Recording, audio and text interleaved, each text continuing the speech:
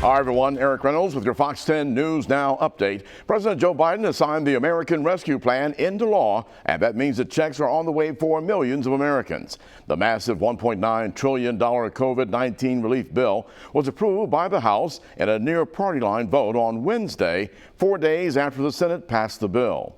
The bill provides billions for schools, testing, and protective equipment, in addition to $350 billion for state and local governments.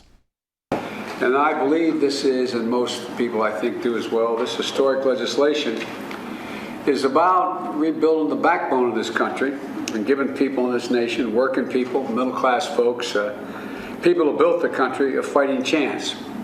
That's what the essence of it is. The package also extends expanded unemployment benefits through September and provides many Americans with $1,400 stimulus payments. Foley police and the FBI are investigating after they say a man pretending to be with the FBI held another man at gunpoint. Police arrested 35-year-old Kelsey Turner, charging him with impersonating a peace officer and menacing after what they called a strange series of events. Police say that Turner first approached an officer working at a school zone early yesterday morning. They say that he was wearing a shoulder holster with a pistol. Now, investigators say that after the officer asked Kelsey if his car was all right, Turner sped away. Police say he then pulled his gun on a ServPro employee who had just pulled into the parking area of the business. The witnesses say that Turner demanded the victim's identification, saying he was with the FBI. Other employees came to help and told Turner that he needed to leave. The general manager, Jody Logan, was one of them. He asked for the guy's wallet identification. He started actually going through his wallet, and he had an earpiece in, or at least he acted like he had an earpiece in. He acted like he was going through the wallet and calling in information. Told me he's FBI, but he won't show me a badge. And so I kind of looking back and forth at him, and the gentleman in question started saying, listen, FBI doesn't need a badge. I don't need a badge. Police made a felony traffic stop a few minutes later in front of Turner's Ogden Court home and spent more than 2 hours searching his home and car. Now, the FBI is determining whether he may have also broken federal laws. Investigators say that Turner was also seen on surveillance cameras trying to get into the Foley Justice Center, where the police station and municipal court are both housed, while he was armed with a weapon as well. Investigators say that they're still trying to determine a motive, but did say that Turner appeared to be in an altered mental status. A 14-year-old girl from Jackson County, Mississippi is accused of murder after sheriff's investigators say that she shot another teen. According to investigators, 19-year-old Michael Gordon was found lying in the road just outside of the Ocean Springs area.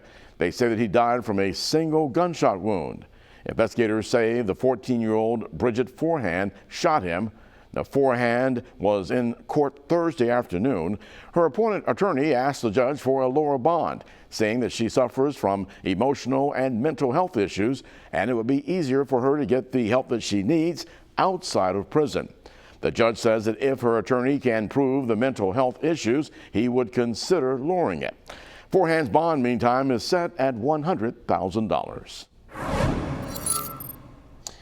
I'm meteorologist Michael White with your Fox 10 Storm Track report, and it is a foggy start to our Friday. We got a dense fog advisory up until 9 a.m. for all of the counties you see shaded in gray, and that's predominantly our southern counties, Mobile and Baldwin County in Alabama, as well as all three of our Florida Panhandle counties, Escambia, Santa Rosa, and Okaloosa. Keep in mind, even if you are not in a dense fog advisory county, you can still see thick fog. So remember the low beams this morning. Remember to drive with caution, because it is not going to be as easy to maneuver the vehicle this morning, especially in the low-lying and rural areas. We do have clouds in our sky. We saw that yesterday. We're continuing to see clouds maneuver from west to east. When the fog burns off, which it will later this morning, we'll just have a nice mix of sun and clouds, and temperatures will get back into the mid to upper 70s again, just like they did yesterday afternoon.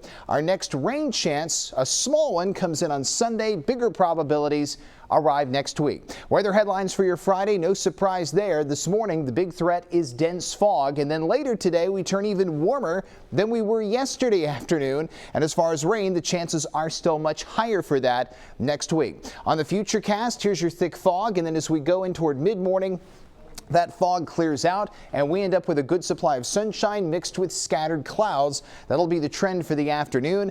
We could see a little more fog coming in late tonight and into the early morning hours of Saturday. So here's how the next 7 days are going to stack up. We'll be up to about 80 later this afternoon, mid to upper 50s for the next couple of mornings. We do spring forward this weekend. That means we'll be back on daylight saving time on Sunday. You'll get that expanded amount of daylight for the afternoon and evening hours. And then we have to deal with showers and storms. 40 to 50% coverage Monday through Wednesday. Wednesday is St. Patrick's Day. And then we go cooler and drier by Thursday with highs dropping back into the low 70s. Now we'll be talking much more about your forecast throughout the day right here on Fox 10 News Now.